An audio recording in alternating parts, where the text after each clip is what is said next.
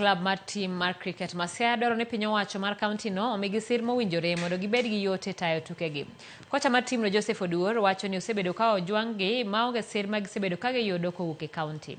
Kanoloso Gombe Komolo Primary School kama ne gibage romo mar jumbe ariyo motudore gi weche cricket, romo manosir kod Cricket Kenya, giwacho ni skunde mathoth nigi siso mar tugo cricket, makmana ni oinga biro kaluwore gi onge mar sir mowinjore.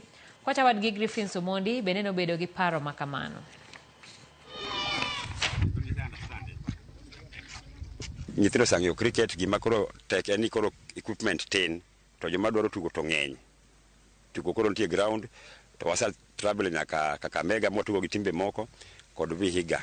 To wambende ne invite Kakamega magi biro tugo kodwa kai Gombe kai. Department mar sports wagombo mondo ging'e ni tugo nitie mondo gikonyo mondo wayud equipments to nyithindo be obed exposed mondo be trips mondo gitugo timbe moko mondo gilan new ideas. Koro aje jonyuol mondo giwe nyithindgi obio join team mar cricket. Inyalo yudo nyathini ability mar tugo kendo gombo no tug gini sana, lakini kaka jonyuol neno gini gima konyo ng'ato onge.